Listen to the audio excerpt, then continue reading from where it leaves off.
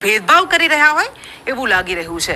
હવે મેઘરાજા ક્યાંક મન મૂકીને વરસીને જળબંબાકાર કરી રહ્યા છે તો ક્યાંક પાણીના ટીપા ટીપા માટે પણ તરસાવી રહ્યા છે। ક્યાંક ભારે વરસાદથી ખેતરો ધોવાઈ ગયા છે તો ક્યાંક વરસાદના અભાવે ખેતરોનો ઊભો પાક સુકાઈ રહ્યો છે। ક્યાંક સર્જાયો જળબંબાકાર, ક્યાંક ધરા રહી કોરી ધાકોર। મેઘરાજાનો આ તે કેવો મિજાજ! કુદરત પોતાના બાળકો પર ભેદભાવ શી રીતે કરી શકે? એક તરફ સૌરાષ્ટ્ર, કચ્છ અને દક્ષિણ ગુજરાતમાં મેઘરાજાએ રીતસરની ધબધબાટી બોલાવી છે, ત્યારે બીજી તરફ ઉત્તર અને મધ્ય ગુજરાતમાં હજુ પણ વરસાદની ઘટ વર્તાઈ રહી છે। વરસાદે હવે પોતાની પેટર્ન બદલી હોય એવું લાગી રહ્યું છે।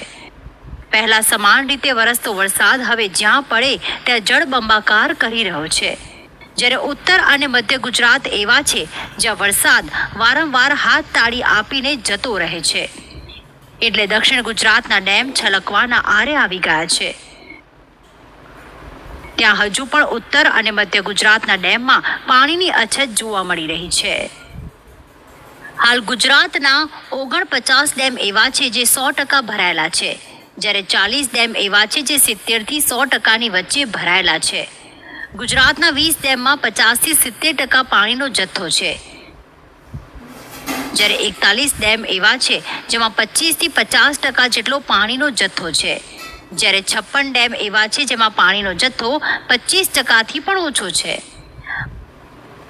ભારે જળ સંકટનો સામનો કરી રહેલા આ 56 ડેમમાંથી મોટા ભાગના ઉત્તર અને મધ્ય ગુજરાતના ડેમ છે। એક તરફ નર્મદા નદી પરનો સરદાર સરોવર ડેમ છલકાવાના આરે છે, ત્યારે વરસાદની બદલાતી પેટર્નના પગલે પાટણ જિલ્લાનો સરસ્વતી ડેમ સુકાવાના આરે આવી ગયો છે। વરસાદના અભાવે પાટણ જિલ્લાના ખેડૂતોની હાલત કફોડી થઈ છે। ખેતરમાં રહેલો પાક સુકાવાની કગાર પર છે, ત્યારે પાટણના ધારાસભ્ય કિરીટ પટેલે મુખ્યમંત્રીને પત્ર લખીને સરસ્વતી બેરેજમાં નર્મદાનું પાણી છોડવા માટે રજૂઆત કરી છે। જો પાટણ જિલ્લાના ખેડૂતોને નર્મદાનું પાણી મળે તો તેમના પાકને નવજીવન મળી શકે એમ છે। નર્મદા પાણી અત્યારે ઓવરફ્લો થઈ વેસ્ટ પાણી જઈ રહ્યું છે, તો એ પાણી સરસ્વતી નદીની અંદર નાખવામાં આવે તો આજુબાજુના જે 1000 ફૂટના ટ્યુબવેલ થઈ ગયા છે એના પાણીના સ્તર થોડા ઊંચા આવે તો 200-300 ફૂટે પાણી ખીંચી શકાય।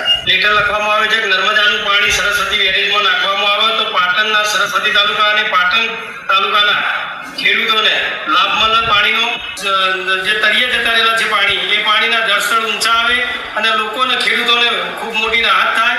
પાટણના ધારાસભ્ય કિરીટભાઈ શ્રી એ પાણી છોડવા માટે નર્મદા નિગમને લેટર લખ્યો છે તે પાટણના સરસ્વતી ડેમમાં પાણી છોડવામાં આવે તો ખેડૂતોને ઘણો મોટો ફાયદો થાય એવું છે। વરસાદની અછતના પગલે ઉત્તર ગુજરાતના ઘણા ખરા ડેમ ખાલી રહી ગયા છે। આનું મુખ્ય કારણ વરસાદની બદલાતી પેટર્ન કહેવાય છે, કારણ કે વરસાદ ક્યાંક મધ્યમ તો ક્યાંક અતિ ભારે વરસી રહ્યો છે, જેના પગલે જમીનો ધોવાઈ રહી છે।